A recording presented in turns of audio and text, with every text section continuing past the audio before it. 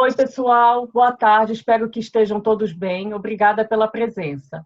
Eu sou a Lorena Hakak, coordenadora do Grupo de Estudos em Economia da Família e do Gênero, juntamente com a Solange, e vamos apresentar esse webinar.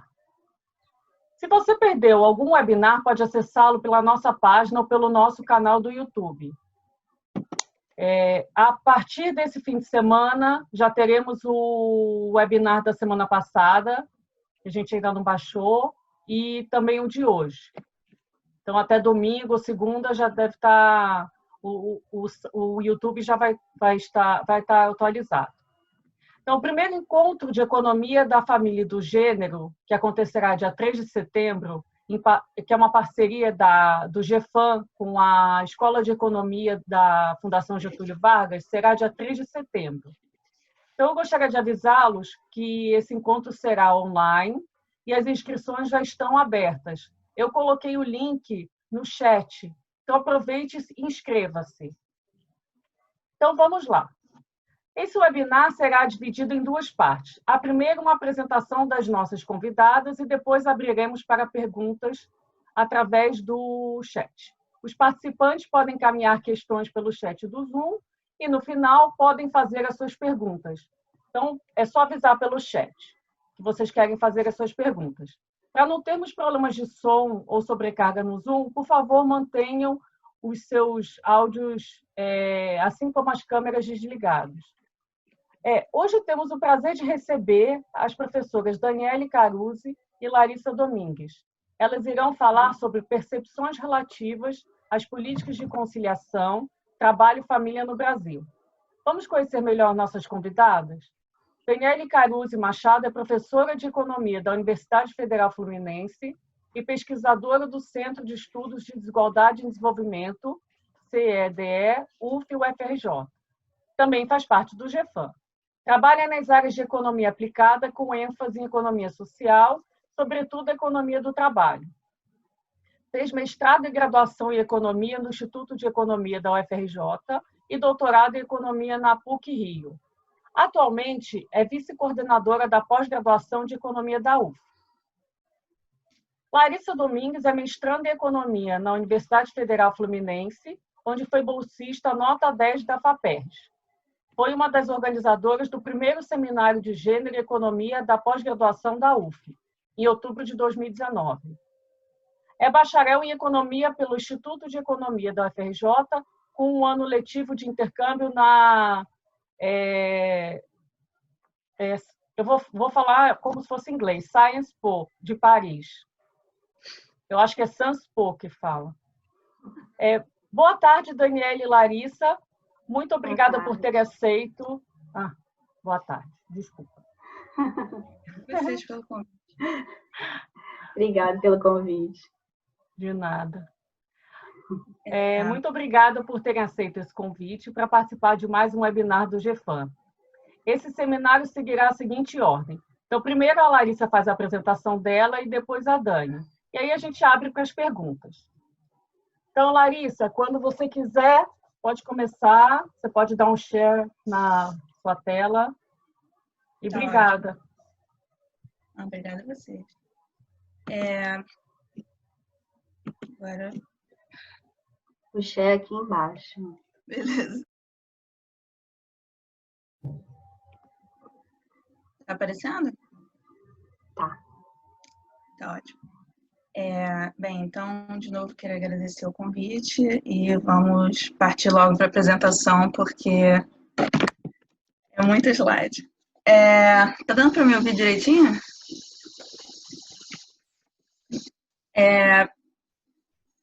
Calma aí que congelou o meu...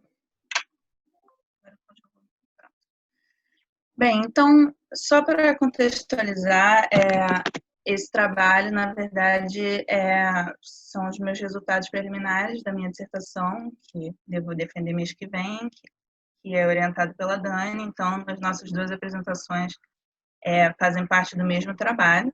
E aí, para começar, eu estou elencando logo a questão de pesquisa, né? O meu interesse era olhar para as percepções acerca das políticas de conciliação trabalho e família, no intuito de, assim, bem, a gente sabe que aqui no Brasil, nosso estado de bem-estar social ainda é bastante incipiente em termos de serviços.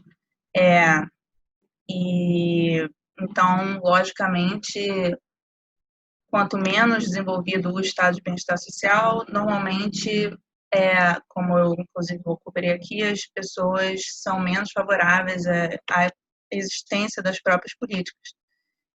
Então, assim, a gente já conhece que a gente está numa sociedade ainda com normas de gênero muito tradicionais e esse resultado é esperado. Então, a ideia era olhar para as percepções para ver assim qual é o espaço que existe para que essas percepções e a favorabilidade em relação a essas políticas de conciliação aumente no Brasil daqui para frente. Então, para isso, a gente se apoia basicamente em duas pesquisas nacionais de percepções de gênero, que foram coordenadas pelo NUDERG, da UERJ, e foram cedidas gentilmente pela professora Clara Araújo, basicamente para a parte de resultados descritivos e para a parte de econometria, que a Dani vai apresentar, alguns dos resultados que a gente tem, que não vai dar tempo de apresentar tudo, eu foco na pesquisa mais recente que existe. Então, vamos lá. Para começar... Larissa, posso só te interromper um minutinho? É que está com um pouco de ruído.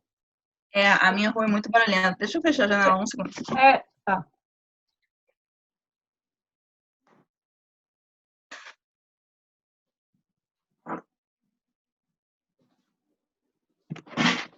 Acho que agora vai melhorar. Será que você tem fone ou não? Senão, tenho. Mas é porque da última vez que botei esse fone, eu perdi o microfone. Eu não sei. Tá bom, acho que tá bom agora, Lorena. Pra então mim tá bom. Tá bom. Então tá. Não precisa de fone, não. Obrigada. Desculpa, apareceu aqui os universitários para me ajudar. Obrigada. Então, as políticas de conciliação trabalho e família são um subconjunto do que a gente tem de políticas familiares, que dentro do primeiras licenças maternidades datam no final do século XIX. E aí as políticas de conciliação trabalho e família normalmente são entendidas como um subconjunto daquelas políticas de família que estão focando justamente, especificamente,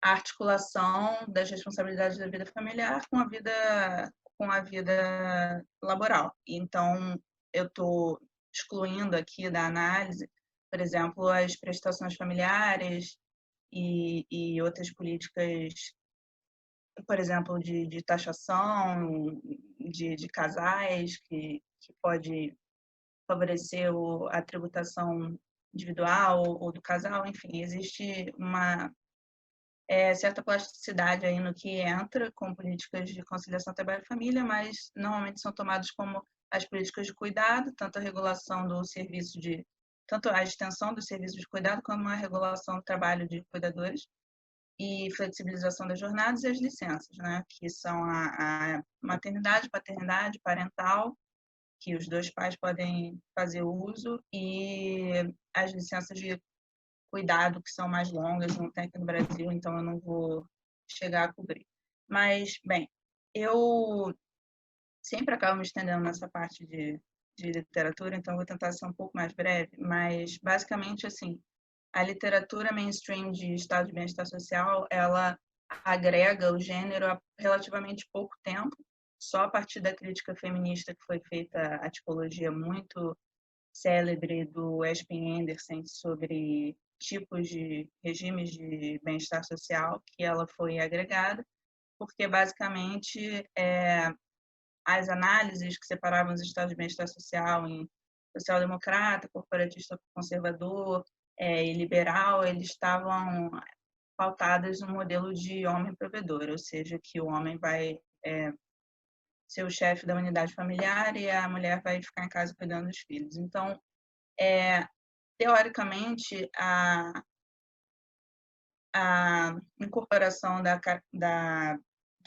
categoria de gênero se deu com essa criação dessa quarta desse quarto eixo de análise, que é a desfamiliarização. Segundo o Espen Andersen, é o grau em que o bem-estar dos indivíduos independe das reciprocidades familiares, ou seja, através do Estado, ele vai ter os cuidados necessários, seja em qualquer situação de vulnerabilidade, e assim isso libera a mão de obra feminina para o trabalho. Então, basicamente, focando especificamente nas políticas de conciliação trabalho e família, elas emergiram justamente mais no debate a partir de meados da década de 90, que coincide com o surgimento de uma nova perspectiva de estado de bem-estar social, que é chamada de perspectiva do investimento social. Basicamente, essa perspectiva do investimento social, existem vertentes diferentes que foram praticadas em diferentes regimes de estado de bem-estar social, mas eu vou focar aqui na vertente de maior sucesso, que é a vertente social-democrata, e caracterizar ela em relação os paradigmas anteriores. Então, primeiro, a gente tem o paradigma do pós-guerra, né, que é chamado de paradigma keynesiano, que é basicamente estruturado em transferências passivas de manutenção de renda. Existe o entendimento de que a política social e a política econômica caminham juntas pelo crescimento econômico, mas era um modelo fortemente pautado no modelo do homem provedor na família. Então, quando a gente fala de resultados de pleno emprego e tal, na verdade, a força de trabalho feminina não estava plenamente empregada. Então, basicamente, esse paradigma teve muito sucesso econômico até as crises de petróleo da década de 70, que, bem, deflagraram um processo de estagflação, desemprego. Aí, com o fim do Bretton Woods, esse modelo foi entendido como não estava dando conta de reduzir o desemprego, e teve uma virada neoliberal que tinha uma posição mais hostil à política social. Basicamente, é entendido que a política social distorce a alocação eficiente dos mercados, e aí, bem, o estado de bem-estar social passa a ser muito mais criticado por perspectivas de orçamento equilibrado e os objetivos de baixa inflação e tudo mais, que a gente já conhece. Então, existiu redução de titularidade, de benefícios, e um foco quer dizer, a primazia de focalização das políticas sociais, né? Então, focalização é que precisa de testes de meios para a pessoa ter acesso ao benefício.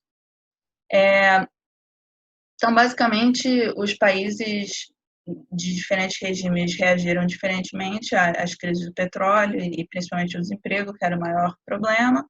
Mas, assim, basicamente,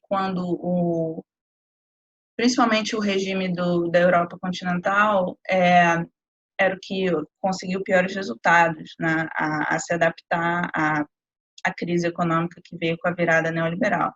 E aí, finalmente, quando começou a integração dos mercados europeus, a Europa entrou numa crise cambial e abriu basicamente espaço, segundo o Remirei, que é um dos autores mais principais e proponentes, né, dessa perspectiva do investimento social, abriu espaço para surgir,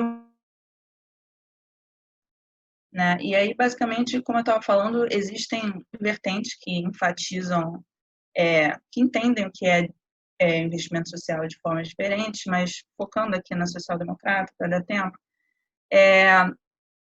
a ideia básica das três é basicamente que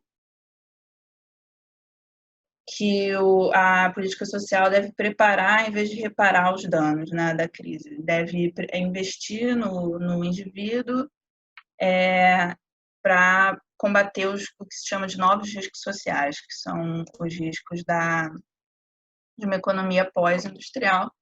Então, aqui eu elenco quais são os novos riscos sociais, basicamente no contexto, né, de globalização, queda da sindicalização, desemprego duradouro e aumento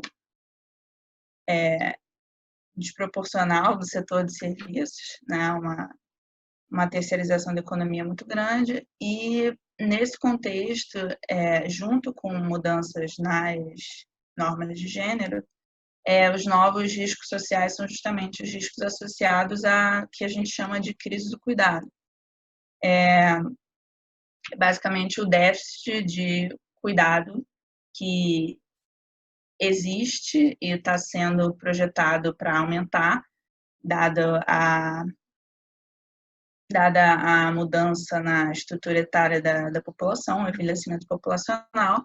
Basicamente, a crise do cuidado é entendimento de que vai haver um déficit cada vez maior de cuidadores, de oferta de cuidado em relação à demanda de cuidado, mas a gente sabe que, na verdade, chamando de crise, pode parecer que é algo ruim intrinsecamente, quando, na verdade, a crise do cuidado também é gerada por um movimento, principalmente, né, de entrada maciça das mulheres no mercado de trabalho. Então, chamado dessa forma de crise do cuidado, mas, enfim, tem essa questão da semântica, né, da palavra. Mas, bem, basicamente, a PIS, como eu estava dizendo, reconhece os novos riscos sociais e foi pensado justamente para combater eles. Então, dado, né, as mudanças nas estruturas familiares, com mais divórcios, mães e pais solo, e o envelhecimento populacional e queda na fecundidade, a ideia da perspectiva do investimento social é justamente fazer uma política social produtivista. Assim, ela é explicitamente produtivista, só que ela alia, pelo menos em parte, eu exploro no meu trabalho algumas tensões que existem entre os interesses das mulheres e o que a perspectiva do investimento social resgata como que vai ser produtivo. Então, basicamente, o imperativo principal é formação e manutenção do capital humano ao longo da vida. Então, isso começa com a educação infantil e existe uma ênfase, apesar disso ser praticamente ser pouco praticado fora dos países nórdicos, né, de manutenção do capital humano ao longo da vida. Significa que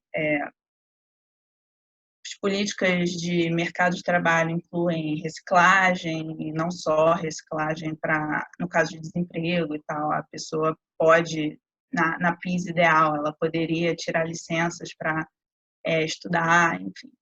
E a ideia através desse investimento em educação, não só você vai ter uma população mais produtiva, mas também isso segura o próprio indivíduo contra o risco das inovações tecnológicas, risco no sentido do risco social numa economia globalizada. Então, ele por um lado, é um seguro e, por outro, também ativa a população, e à medida que você tem quanto mais gente trabalhando no mercado de trabalho, você, incentiva o crescimento econômico, vai ter mais gente pagando impostos, alarga a base fiscal do welfare state. Então, a ideia é combinar justamente o estoque de mercado de trabalho com facilitação, o estoque de capital humano com a facilitação da entrada e saída do mercado de trabalho, seja para qualquer fim, seja para cuidado, ou reciclagem, ou qualquer razão. Então, existe um entendimento em comum com a via neoliberal que o mercado de trabalho mais flexível é mais eficiente. Então, basicamente, as políticas de conciliação trabalho-família estão no cerne da PIS, né, como eu chamo a perspectiva do investimento social, justamente porque com a externalização do cuidado, a mulher pode ir trabalhar e também a entrada e saída, né, um bom desenho de licenças de cuidado, um desenho que não acaba incentivando a mulher a sair do mercado de trabalho depois que tem o primeiro filho, ele também facilitaria essas entradas e saídas do mercado de trabalho e manteria, no final das contas, no longo prazo, mais gente ativa. Desculpa. Então, basicamente, como eu já dei uma adiantada, a PISA é produtivista, mas ela tem pode ter tensões, né? Então, basicamente, eu aqui de que, bem, nem toda a política de conciliação trabalho e família é do interesse das mulheres, se a gente for definir o interesse das mulheres como estar ativa no mercado de trabalho, pela sua independência econômica. Então, por exemplo, na década de 50, as políticas de licença-maternidade eram desenhadas justamente para manter a mulher em casa, depois de ter o primeiro filho, né? As prestações familiares, tem políticas que incentivam esse modelo homem provedor. E, bem, mas à medida que, a partir da década de 70, principalmente, as políticas foram se modernizando, normalmente a Suécia está na frente disso. E bem, os serviços de educação infantil e de idosos, existe menos debate na literatura sobre ele ter tensões com os interesses das mulheres. Mas, assim, principalmente no desenho das licenças, porque, assim, se elas forem muito longas, existe depreciação do capital humano, né? Ou se elas não tiver reposição integral, como é aqui no Brasil. Isso, no caso das licenças parentais, que nem existem aqui, é um grande desincentivo, principalmente aos pais, de tirarem a licença, porque normalmente é o pai que ganha mais do casal, e fora as normas de gênero, que ditam que a primeira infância, o recém-nascido e tal, é cuidado pela mãe. Então, assim, níveis de reposição e duração são algumas das coisas mais importantes no desenho da política, que nem sempre é progressiva em termos de igualdade de gênero. Bem, que eu estava contextualizando um pouco o regime de cuidados do Brasil, estou vendo que não vai dar tempo de falar, mas basicamente existem várias tipologias diferentes, mas em todas elas o Brasil se encaixa no regime familista, né? E pressupõe que a família vai cuidar de todo tipo de vulnerabilidade, o Estado só entra de forma focalizada para os mais vulneráveis, se entrar, né? Bem, e do ponto de vista teórico, o que a premissa do trabalho é que as preferências são endógenas, partindo desse referencial teórico para entender que as políticas sociais, se elas forem duradouras o suficiente, elas podem... Deixa eu vou e volto no último slide. Elas podem alterar as preferências dos indivíduos à medida que elas alteram a alocação de bens e serviços na sociedade e as probabilidades de interação entre diferentes grupos. É basicamente uma extensão, uma expansão da ideia do Bowles inicial de preferências, que era, na verdade, que inclui hábitos e crenças e cultura. Existe, na verdade, evidência empírica de percepções igualitaristas de gênero e políticas de conciliação trabalho e família que sejam mais desenvolvidas. Eu vou tentar cobrir isso rapidamente. Existe uma tipologia clássica de políticas de conciliação trabalho e família, justamente que são as políticas que enfatizam modelo de provedor duplo ou modelo de família geral, que é basicamente o modelo do homem provedor. Então, aqui eu estou elencando alguns autores que estudaram isso. Então, por exemplo, esse caso desse autor que eu não sei pronunciar direito, eu acho que é Sjoberg, só para exemplificar exatamente, ele, por exemplo, trata serviços de cuidado para as crianças pequenas como pequenos de até 2 anos, como modelo do provedor duplo, né, Dual Earner Support. Também todos os serviços de cuidados com idosos. Generosidade das licenças, né, em termos de níveis de reposição. Mas já as prestações familiares, que pagam um valor proporcional à quantidade de filhos na família, os benefícios fiscais para parceiro inativo e serviços de cuidado para crianças mais velhas, ele tratou como incentivo ao General Family, que é o equivalente a ter um provedor, que na prática acaba sendo o modelo do homem provedor. Então, esse autor encontra, na verdade, uma associação positiva e significativa entre as percepções de gênero, a favorabilidade dos indivíduos de achar que a mulher deve trabalhar e a existência de dual earner support, né, de políticas de conciliação trabalho-família que apoiam o modelo de família com 2 provedores. Na mesma linha também, o Mollman e Chung também encontram, por exemplo, também encontram que, por exemplo, as mulheres apoiam mais o serviço de estado de cuidado infantil do que os homens.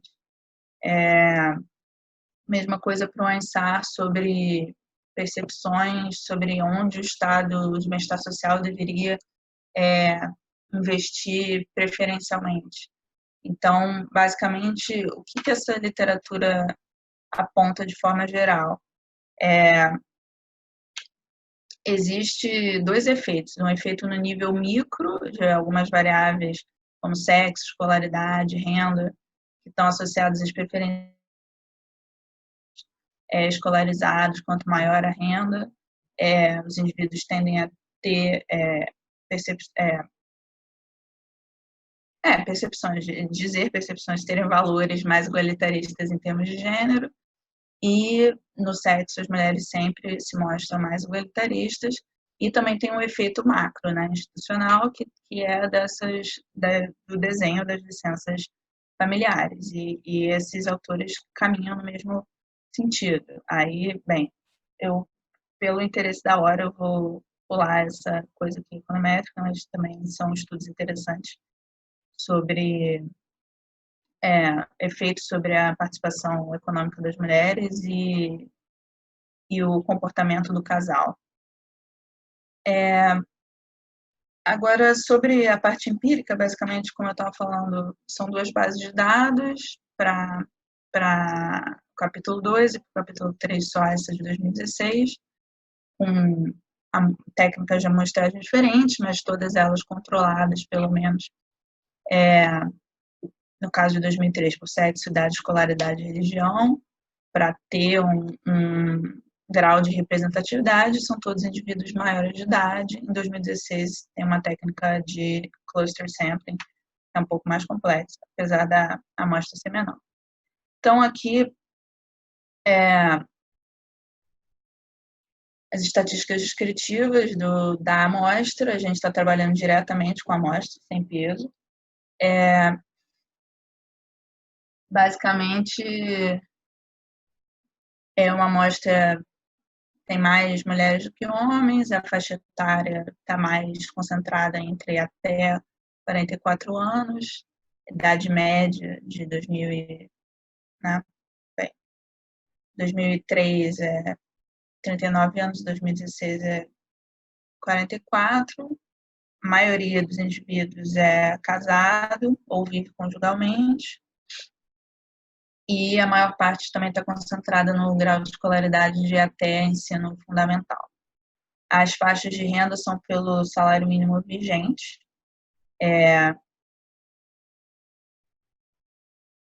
E, bem, aqui, meio que continuando as estatísticas da amostra, a gente trouxe também as jornadas de trabalho.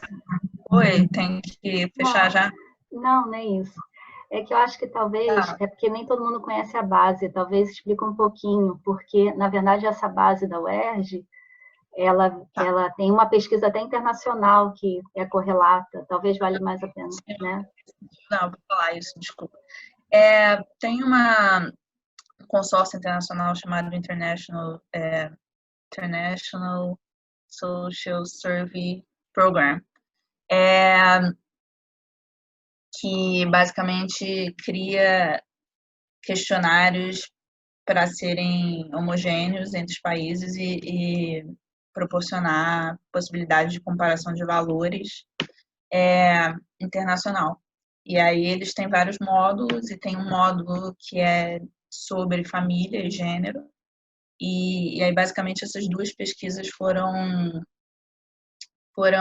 traduções, né, adaptações, com algumas adaptações para o Brasil. No caso de 2003, o Brasil entrou no consórcio, no caso de 2016, teve problemas operacionais na pesquisa e o Brasil não está no site lá do consórcio, se você for ver para comparar, porque a pesquisa acabou sendo depois.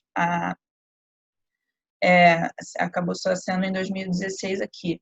Mas, basicamente, as perguntas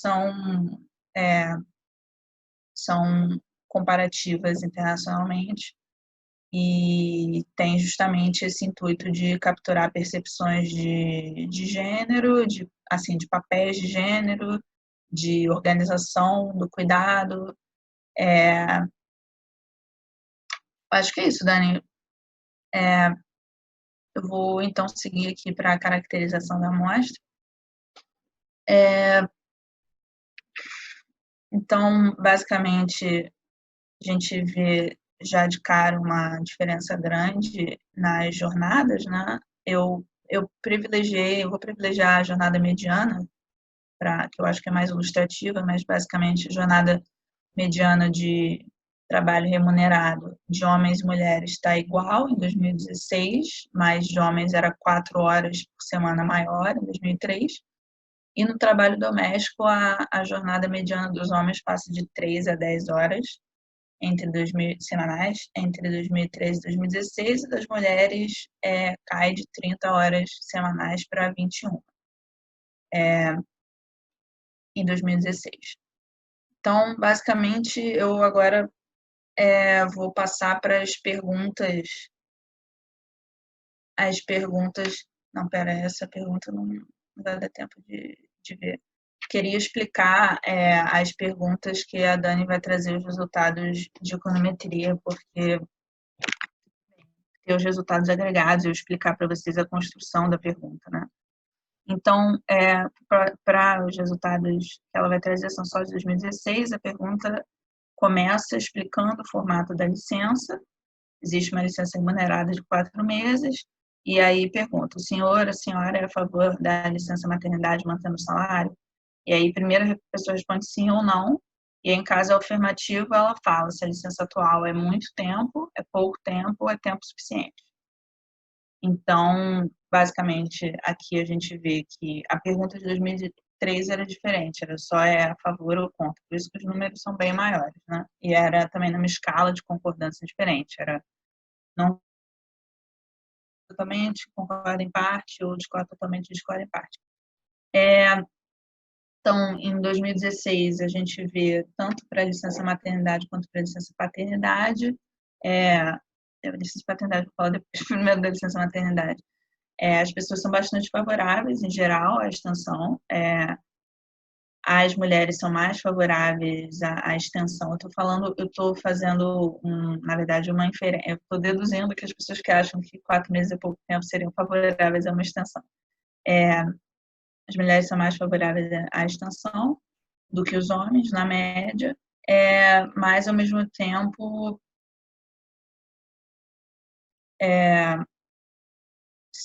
quando a gente for olhar os resultados, isso vai aparecer melhor. Mas, ao mesmo tempo, se você for ver entre as pessoas que responderam que não são a favor, também tem uma concentração maior de mulheres.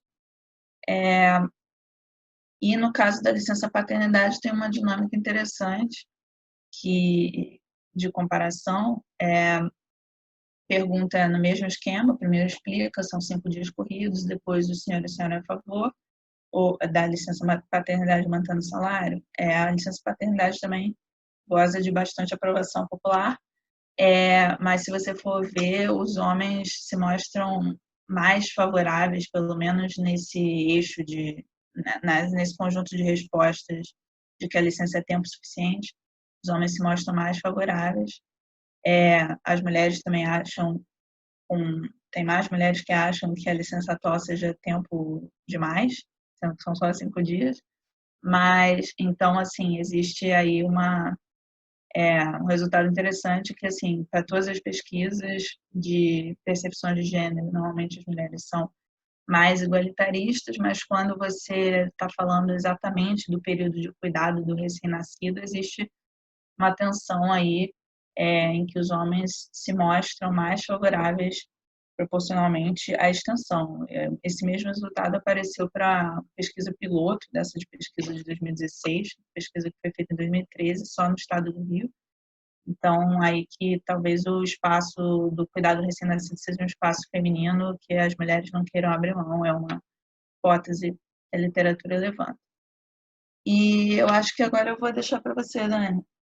Pode ser? Você passa para mim? Aham. Tá. Então, Larissa falou bastante da literatura, da questão sobre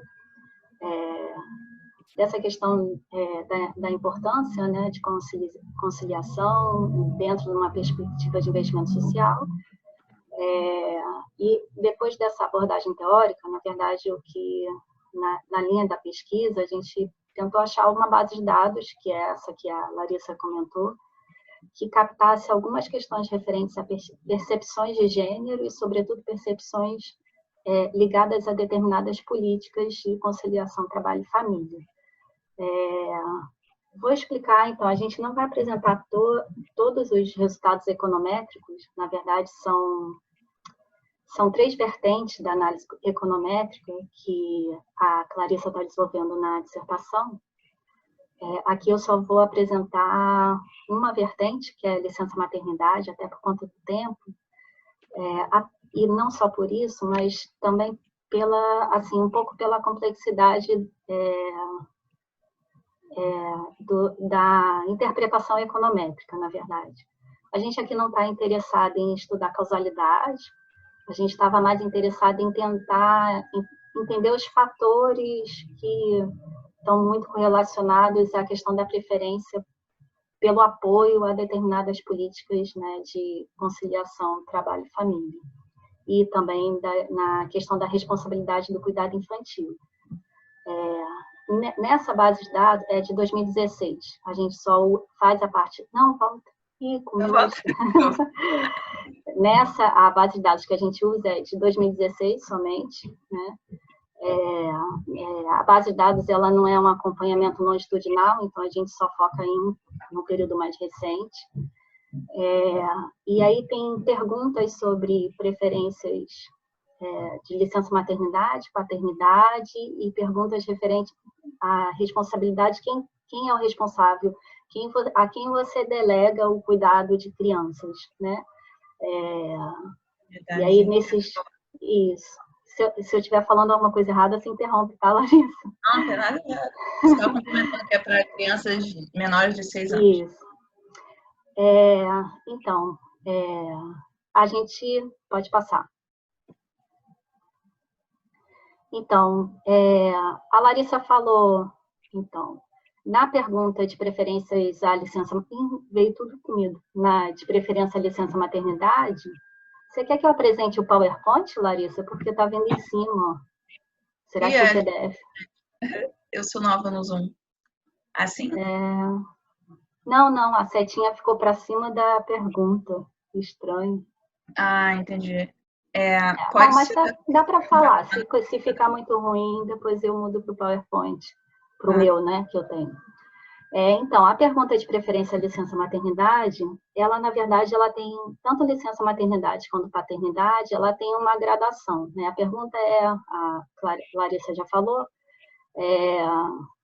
se o senhor é a favor, a senhora é a favor de licença maternidade, mantendo o salário, e aí tem não é a favor, se sim, por muito tempo, tempo suficiente ou pouco tempo, né? Então, a partir dessa pergunta, na verdade, a gente cria uma variável para trabalhar a parte econométrica, que é uma variável ordenada de preferência da licença maternidade. Isso vale, pode passar, isso vale tanto para maternidade quanto para paternidade, viu? Veio com mesmo, veio para cima do título. Eu culpo o Microsoft PowerPoint por isso. Desculpa. Não, tudo bem, dá para entender. Idem para a licença paternidade. Na verdade, a nossa variável também, ela é uma variável que capta o apoio à licença paternidade, né? Do não apoia a licença paternidade, a questão de que fala de que é pouco tempo e é a favor de uma extensão de licença paternidade. E a terceira variável que a gente trabalha na parte econométrica, pode andar, Larissa? Larissa está dormindo. Anda aí. A terceira é uma variável que capta a preferência com relação ao cuidado, né? Quem é o responsável pelo cuidado infantil. E aí as pessoas têm ideias diferentes sobre o cuidado das crianças, né? E se pergunta a opinião com quem deveria ficar as crianças que tivessem em idade de 6 anos para baixo. E a partir daí a gente cria também uma variável que vai ser analisada econometricamente, que capta somente a família, que é exclusivamente a família, é integralmente familista. Uma que é meio termo, é família e creche pública, né? E a que está em amarelo, a gente agrupa, a ideia é que você externaliza também parcialmente, mas externaliza com creches de empresas ou instituições sociais. E aí é um pouco diferente de creche pública, está captando aqui talvez uma questão mais de interações sociais. Ele está empregado ou ele participa de alguma organização social que também trata de crianças, né? E a outra variável, a outra categoria dessa variável, calma, não falei, volta, Larissa, é a que externaliza para o mercado, né, através de creche particular ou pagando uma empregada doméstica e babá. Tá. Pode passar.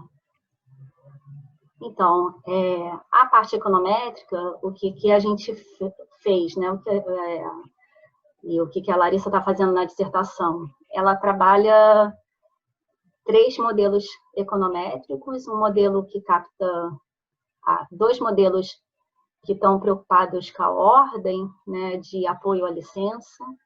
E aí, na verdade, a variável dependente, ela vai de 0 a 2, 0 ser contra a licença ou até a favor da sua redução, 1 favorável à licença e a duração é meio um status quo, né? E 2 favorável à licença e a extensão dessa. Na verdade, aqui são um modelo econométrico para a licença maternidade, onde a variável dependente é uma variável ordenada, e um modelo para preferência à licença paternidade, também a variável dependente é uma variável ordenada, e a gente modela isso usando um logit ordenado. A outra parte econométrica é preferências com relação à responsabilidade do cuidado. Aí a variável dependente são aquelas, ela tem 4 categorias, que são aquelas 4 categorias que estavam agrupadas por cores no outro slide. E a ideia era ver também a probabilidade, vários fatores que poderiam afetar escolhas das diferentes categorias, né? E aí a gente trabalha, na verdade, não com uma variável dependente ordenada, mas com um logit multinomial. Por quê? Porque aqui, na verdade, as escolhas não seguem nenhuma ordem, né? São escolhas, não tem nenhuma prioridade de escolha. A gente entendeu como sendo independente, tá? Para cada um desses modelos, a Larissa fez, depois até quando a gente finalizar, a gente pode até mandar, porque a gente não vai apresentar tudo aqui, porque é muita coisa. Mas para cada um deles, a gente testou diferentes especificações de variáveis, diferentes categorias das variáveis, de agregação das variáveis. Esses modelos são modelos relativamente complicados de entendimento, né? Assim, a gente trabalha com razões de chances e com estimação de probabilidade, né? E considerando, às vezes, uma população de referência. Então, a gente também tem alguns testes, por exemplo, de paralelismo, que foi importante para o logístico ordenado, teste de independência das alternativas, enfim, vários testes na parte econométrica, que eu acho que não cabe muito aqui falar, mas o último modelo que eu vou apresentar de licença maternidade é um modelo que a gente, dado todos esses testes que a gente fez, a gente conseguiu ajustar assim, da melhor forma possível os nossos resultados dentro do que a gente esperava. Então, a gente vai apresentar os resultados desse modelo. É claro que, assim, a gente fez um histórico, né, das estratégias que a gente tomou em vários caminhos de escolha de variáveis, de categorias, tá? Mas a gente sempre tem que escolher um para apresentar, para fazer um certo sentido do que a gente tá querendo investigar, né? Pode passar? Então, a gente está interessado em entender que características, né, influenciam a probabilidade de apoio à licença maternidade. Esse questionário ele tem um bloco muito grande de variáveis, né, tanto de características individuais, e aí tem todas as características relativas à faixa etária, grau de escolaridade, raça, características socioeconômicas, renda familiar, renda individual, condição de ocupação, jornada de trabalho produtiva e reprodutiva, características familiares de filhos, presença de filhos menores, etc. Tem características que a gente considerou importante para também explicar a questão de percepções de gênero, né? Talvez a Larissa, se quiser, depois falar um pouquinho sobre isso, que são as características de religiosidade, né?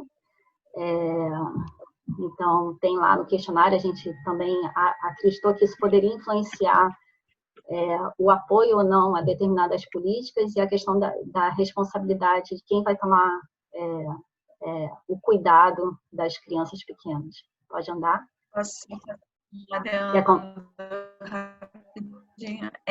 Só para dizer que as percepções de gênero em si são 4 perguntas. A gente também testou nos modelos como variáveis explicativas. Acabamos, no caso da licença maternidade, só ficando com uma. As perguntas eram basicamente, eu acho que eu lembro de cabeça. São 4 afirmativas com graus de concordância, né? Graus de concordância. Oi, tá aí? Tá, é a seguinte. Então... aí, ó. Então, essa é uma variável importante para a gente, o score de valores, né? São 4 perguntas, isso que a Larissa estava falando, que mostram o quanto se apoia ou não, se você tem uma visão mais ou menos conservadora de conciliação de responsabilidade doméstica, né? Aí tem lá, uma mãe que trabalha fora da casa pode ser tão boa mãe quanto uma mãe que não trabalha? Em geral, a vida familiar fica prejudicada quando uma mulher trabalha em tempo integral. O trabalho do homem é ganhar dinheiro, o trabalho da mulher é cuidar da casa e da família. Os homens deveriam dividir igualmente com as mulheres todas as tarefas domésticas. Então, dessas 4 perguntas, então a gente trabalhou com um score, que é uma média. Na verdade, as pessoas respondem essas perguntas numa escala, que vai de discordo totalmente a concordo totalmente, uma escala que vai de 1 a 5. E a gente construiu um score de conservadorismo, né? Dependendo da pergunta, da 2 e da 3, tem uma que a gente tem que inverter, né? Porque o conservadorismo...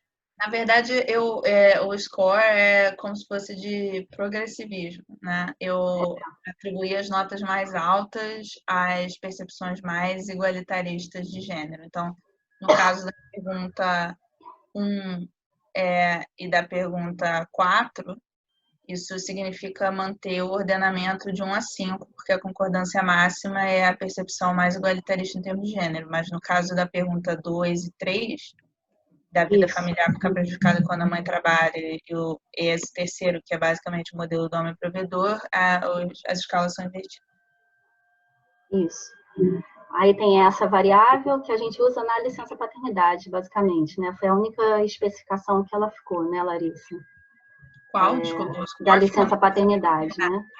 No caso da licença maternidade, a gente não usou o score, ele não foi, o resultado do modelo com score não foi bom, e a gente usou uma dummy. Então, para cada uma delas também a gente criou dummies, para ver, né, o que ficaria melhor na modelagem. Mas na licença maternidade, eu vou falar sobre ela, a gente criou uma dummy de conservadorismo do homem. Pode passar? Uhum. Ops. Não, pode andar para trás, não?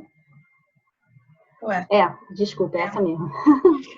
Então, eu nem vou plotar, então, eu nem plotei o resultado das razões de chances e da significância. Quem trabalha com modelos discretos sabe que é bem confuso interpretar esses resultados, né?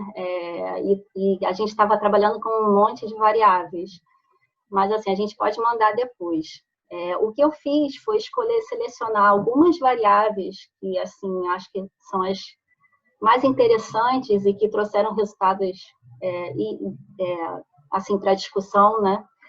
E o que eu fiz foi calcular a probabilidade, dado o modelo que a gente rodou, calcular a probabilidade para essas variáveis, considerando uma população de referência e nas variáveis contínuas na média.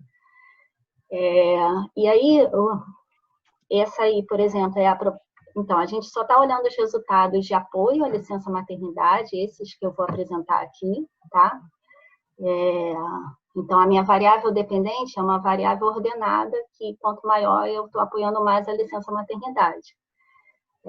O que eu fiz aqui foi estimar exatamente a probabilidade para cada um dos casos. A probabilidade de ser contra a licença, favorável à licença, mas a duração igual, e favorável a uma extensão da licença, ou seja, são três categorias da minha variável dependente, mas o que eu estou fazendo aqui já é calcular, mostrando para vocês uma forma mais compreensível de entender os resultados, estimando direto a probabilidade para diferentes variáveis explicativas. Então, aqui eu estimei, por exemplo, para os grupos mulher, com recorte de ter filho e não ter filho, né? E aí a gente observa, o primeiro ponto é que as mulheres sempre têm maior probabilidade no extremo, né? Ali, se olhar a mulher, as duas, tanto tendo filho e não tendo filho, a probabilidade de apoiar uma extensão é maior, 75 e 60, e maior do que do homem, que é 52 e 35, de apoiar a extensão à licença maternidade, né? Por outro lado, quando se olha ter filho e não ter filho sempre tem uma probabilidade mais alta no extremo, tá, do que não ter filho. Isso vale tanto para os homens quanto para as mulheres. Eles têm uma probabilidade, o homem que não tem filho tem uma probabilidade de não apoiar mais alta, que é o 0,068, 6,8%, e uma probabilidade mais baixa de apoiar a extensão dessa licença. Pode passar, Larissa? Pode passar. Aí é só um resumo do que é a tabela, tá? Vou passar direto só por causa da hora. Pode ir para a tabela, mais fácil. Outro recorte que é interessante para a discussão é o recorte também de sexo e de ser conservador ou não conservador. O que é o conservador aqui?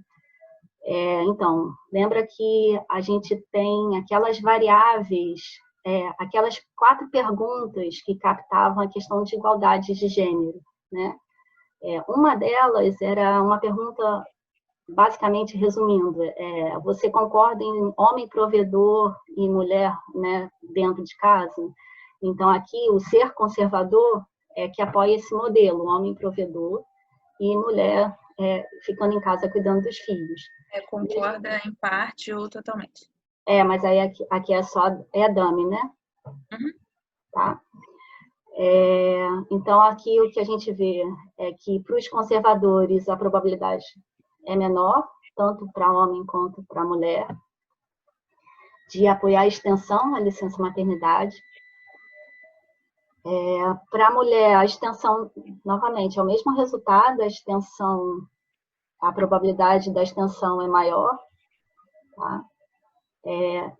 Para os homens, a probabilidade de apoiar a extensão é menor, e é menor ainda quando é um homem conservador. Tá? Pode passar? Então, o conservadorismo, na verdade, era esse, né? O trabalho do homem é ganhar dinheiro, o trabalho da mulher é cuidar da casa e da família. Essa aqui é a pergunta, aí você tem uma escala de valores. A razão de chance estimada ela é inferior a 1, né? Quando os indivíduos são conservadores, ou seja, eles apoiam menos a licença maternidade, né?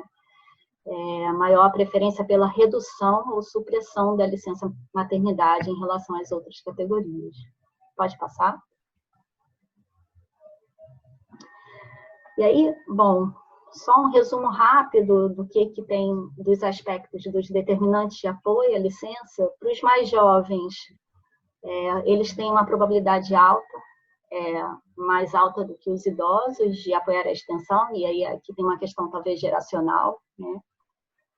As pessoas mais escolarizadas apoiam mais a extensão do que o status quo ou a redução da licença maternidade. Com relação à religião, aí se a Larissa quiser falar um pouquinho depois, os evangélicos pentecostais têm chances 32% maior que os católicos de responderem que a licença é curta demais, e os que não têm religião, mas acreditam em Deus, não são ateus, tá? Apresentam chances significativas e maiores de 66% que os católicos de serem favoráveis à licença maternidade. Né? Então, eu posso fazer sim. Agora, acho melhor do que ter que voltar. Basicamente, aqui a gente agregou os evangélicos de todas as vertentes, né? A categoria base de comparação são os católicos, e aí tem outras religiões que estão incluindo as religiões de matriz afro-brasileira, espírita kardecista ou qualquer outra religião. E aí, basicamente, assim, nos estudos de atitudes e pesquisa de opinião, normalmente a religiosidade é um fator importante. Por exemplo, nos estudos de confiança interpessoal também, eu tenho uma outra pesquisa que eu estou fazendo com a Dani, que religião tem toda uma sessão dedicada sobre isso. Mas aí a gente testou e basicamente a gente encontra que os evangélicos são um pouco mais conservadores no quesito da licença maternidade, como a Dani já explicou, mas no quesito da percepção de gênero, eu acho que o interessante é marcar o conservadorismo desse grupo de pessoas que não têm religião, mas acreditam em Deus.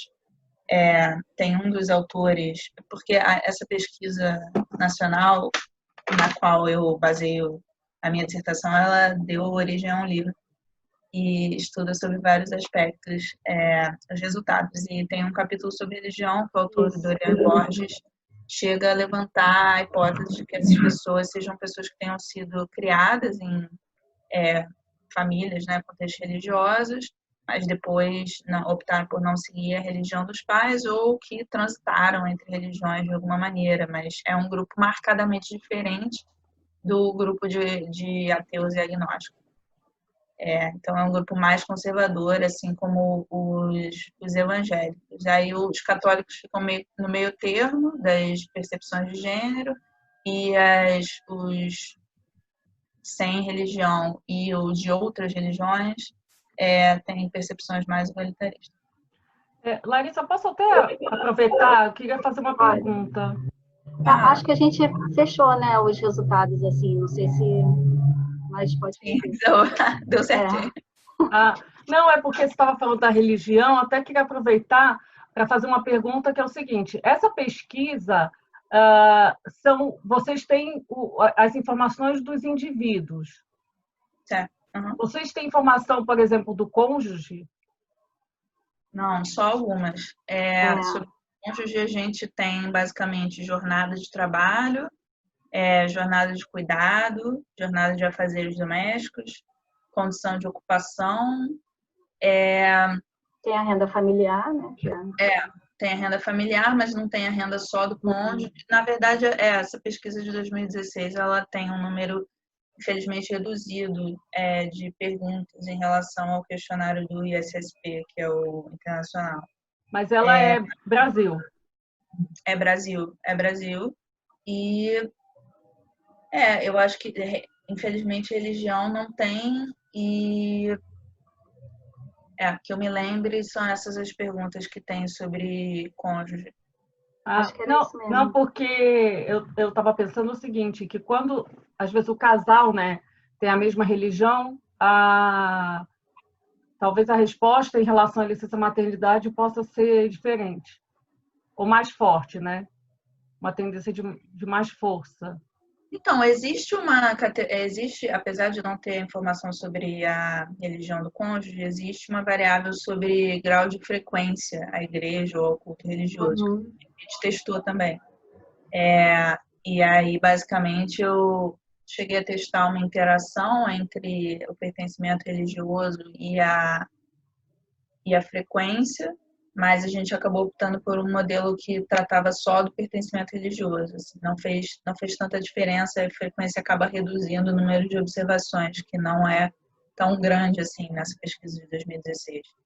Vocês Mas fizeram... esses resultados do Dorian que eu falei são só de pessoas que vão ao culto, ele excluiu pessoas que não são praticantes. Agora, quando vocês olham evangélicos, vocês separaram evangélicos dos protestantes, acho que Não. Como que chamam? Batista, luterano, não pentecostal. Isso. Então, não, a gente não chegou a separar porque justamente muito pequeno, né? Os grupamentos ficam pequenos. Mas, assim, é bem capaz de ter diferença, assim, nesse estudo que eu estava falando com a Dani, que a gente ainda está sendo feito, sobre confiança interpessoal, faz diferença, o pentecostal. Mas aí é sobre confiança interpessoal. Não, eu estou perguntando porque eu tenho um trabalho também ligado à religião e eu separo, que encontro algumas diferenças.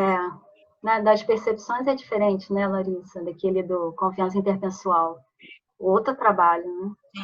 Sim. Na confiança interpessoal faz diferença. Eu acredito que em gênero também faça, mas eu segui a metodologia basicamente da agregação que o Dorian Borges fez e assim, também na tentativa de não ter uma estimação, um modelo sobreestimado, né? Que ele estava sobreajustado, que ele não tivesse dames demais. Então, aí eu acabei cortando também a frequência.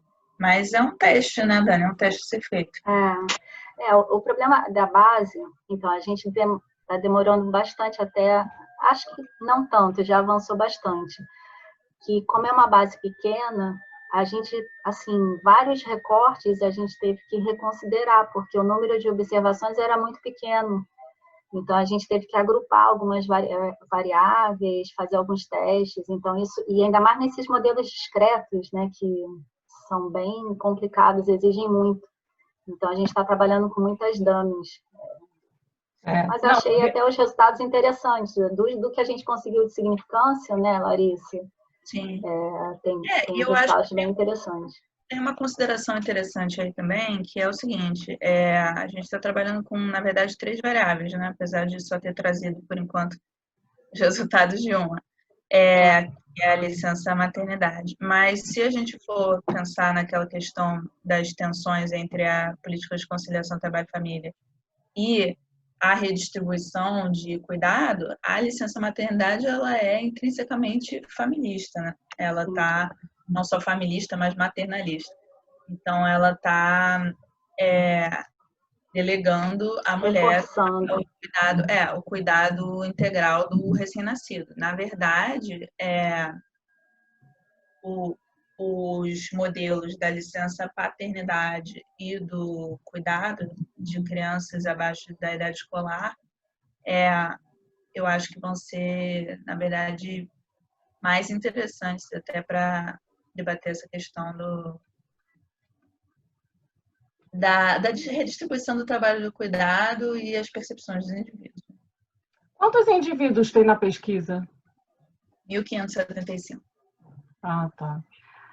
Tá. Mas não tem peso? Tem peso. Mas isso é uma história, né, Larissa? Tem peso, mas é um peso de frequência que, bem, a gente não encontrou uma forma ainda de implementar na pesquisa, porque, bem, são limitações de data, enfim. Eu tentei conseguir mais informações sobre como exatamente ele foi gerado, mas também não está muito claro, então a gente optou por trabalhar só com resultados da amostra mesmo. Uma outra questão em relação à pesquisa. Ela foi feita por região? Como é a divisão dela? Ela foi feita no Brasil todo. Tem um método de sorteio. Tem um método de sorteio que pega basicamente três estados a cada macro-região e depois... Olha, deixa eu ver se eu... basicamente é uma amostra representativa com a clusterização em estágios. Basicamente foi escolhido 3 estágios por macro-região, depois 3 municípios por estado, 5 setores censitários por município e 7 entrevistas por setor censitário. E aí os indivíduos dentro do domicílio são listados por idade e sorteados para ter uma probabilidade igual de resposta. Tá bom. Essa pergunta até eu vi que a Denise Evelyn também fez aqui. Gostaria de saber se essa pesquisa foi feita por região e estado, mas desculpa, então eu acabei fazendo. Mas talvez valha perguntar, a representatividade dela é Brasil, Dani? Ou tem representatividade? Só Brasil. Só Brasil, tá bom. Nível regional, infelizmente. Tem uma pesquisa do Rio, né, Larissa? Só que a gente não usou. Tem uma pesquisa piloto que foi feita dessa pesquisa nacional de 2016, que foi feita só no estado do Rio de Janeiro. E aí, bem, ela tem menos, né? Tem menos indivíduos. Acho que é 1.000 e pouco, né? 1.600 e pouco. Por volta de 1.200. Mas também não, que eu saiba, não tem representatividade a nível dos municípios, é sempre a nível global da pesquisa. Tem uma pergunta da Luana. Já vou para as perguntas, Lorena? Você tem mais alguma que você queira colocar, não? Tem uma pergunta da Luana, que ela queria que vocês comentassem os resultados em relação à raça. E eu ia perguntar também, vocês vão estimar só para 2016? Vocês não vão aproveitar o 2013? Ou vão fazer uma comparação, não? Porque muita coisa mudando, né? É muito difícil. Seria interessante, né, eu acho. Para dissertação é só 2016, né, Larissa? Agora não dá mais. Limitação de tempo mesmo. Mas o nosso interesse inicial era pegar os 2 anos, mas acabamos tendo que limitar só para 2016. A raça foi ao contrário, né, do que a gente... Né, a raça, a razão de chance era menor do que 1, né? Então, a medida... Não era isso? Tá com a tabela aqui, né? Não, eu tô com a tabela aqui na minha frente no computador. Você não quer dar... Larissa, se você liberar a sua tela e a Dani pode compartilhar dela. Mas a raça, então, deu um resultado, a Luana perguntou, né? Vou compartilhar aqui. É que o meu texto está com vários comentários para a Larissa. Basicamente, o que eu tô me referindo é que, Mas a raça, então, deu um resultado, a Luana perguntou, né? Vou compartilhar aqui. É que o meu texto está com vários comentários para a Larissa. Mas a raça, então, deu um resultado, a Luana perguntou, né? entre brancos e não brancos para raça. Tá vendo aqui? 0, só explicar um pouco a tabela. Eu não botei a tabela porque a tabela é enorme. Tá dando para ver aí? Uhum. Tá dando. E tá com um monte de comentário para a Larissa depois, né? Então, a primeira coluna... Engraçado, eu não estou conseguindo andar com o Word. A categoria de referência são os brancos, né? Isso. Então, os não brancos, eles são menos favoráveis, foi esse resultado que deu, menos favoráveis. Então, só explicar as colunas primeiro, que eu não estou conseguindo andar para frente, mas essa primeira coluna aqui é a probabilidade de não apoiar a licença versus manter o status quo ou ampliar aumento da licença. Então, aqui, quando eu estou lendo 0,6, é a razão de chance. Então, eu estou apoiando mais a não mudança em relação às duas categorias seguintes. Aqui, a segunda coluna é a categoria de 0 e 1, que é não apoiar a mudança e ser contrária à licença, contra ser a favor da extensão da licença. É a mesma coisa aqui, os dois coeficientes são iguais, porque para essa variável eu não tive quebra da hipótese de paralelismo do logite ordenado. Aí é um detalhe do modelo, aí só olha, na verdade, para um coeficiente que é igual. A ideia do coeficiente aqui, desculpa, da razão de chance, é que eu estou diminuindo a chance de apoiar a duração maior da licença, de ser mais favorável à licença maternidade se eu sou não branco. Tá? É um resultado... Em relação aos brancos, os não brancos têm uma probabilidade de 34% menor de apoiar, de achar que a licença maternidade é tempo demais. Né? Ou seja, quer dizer, tempo de menos, por tempo. Ou seja, é favorável à extensão. Na verdade, esse resultado também está de acordo com o estudo que foi feito nesse livro aqui, que foi de associação, que é a coletânea da base, que é a associação de raça com as perguntas de percepção, aquelas 4 perguntas. Se eu estou lembrada bem, os indivíduos não brancos estavam associados a respostas menos igualitaristas, mais conservadoras. Então, acho que pode estar sendo puxado por isso.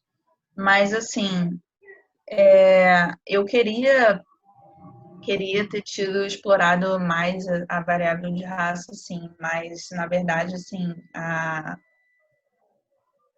gente teve que juntar, né, as categorias para ter significância estatística e, bem, só tem a raça do respondente e é isso, assim, eu acho que estão um pouco limitadas tecnicamente a analisar esse resultado. Assim. Tá bom. Eu vou fazer só mais uma perguntinha final, bem rápida, e aí a gente encerra.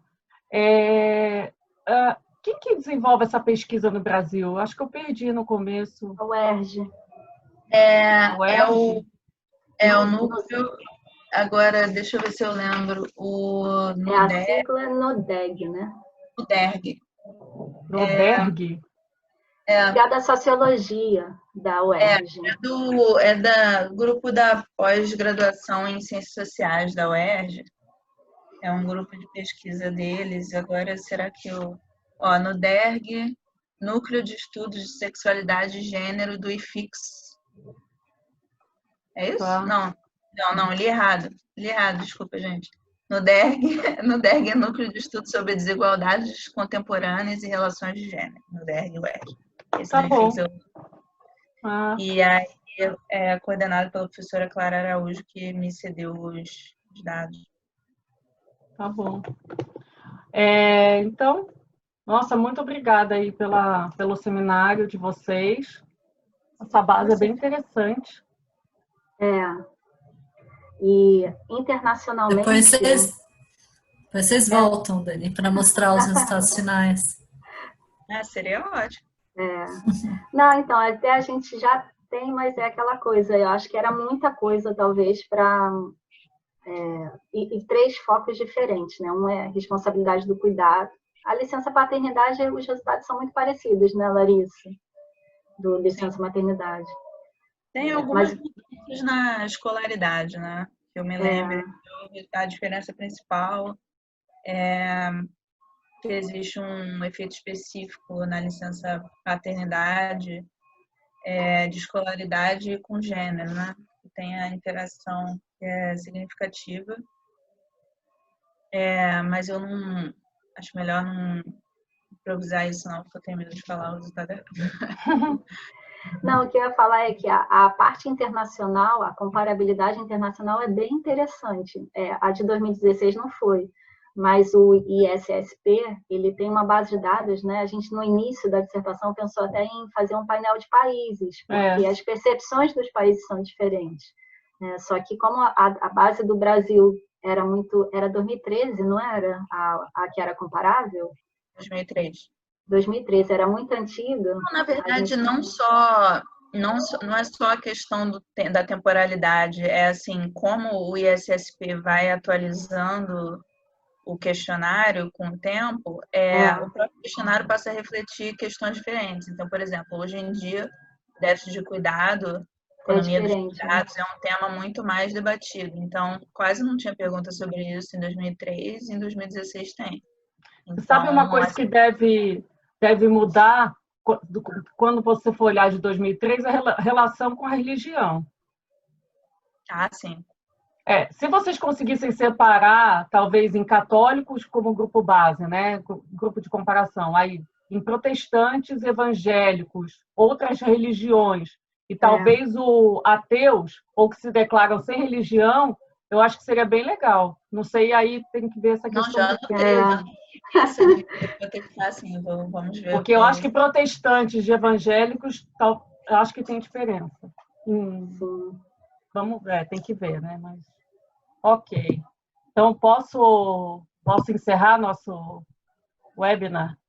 Sim, muito obrigada, Larissa. Muito obrigada, Dani. Obrigada a vocês, obrigada pelos comentários também que a gente recebeu. Pelas perguntas. Obrigada, Kelly. Comentar agora, Luana. Luana tá aí.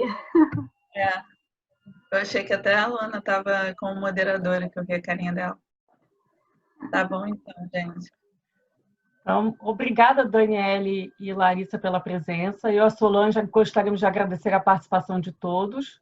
A partir de agosto, os webinars serão quinzenais. O próximo contará com a participação do professor da Escola de Economia da Fundação Getúlio Vargas, o André Portela. Então, até o próximo webinar e bom final de semana para todos. Obrigada, bom final de semana. Bom final de semana. Tchau, obrigada. Tchau, tchau.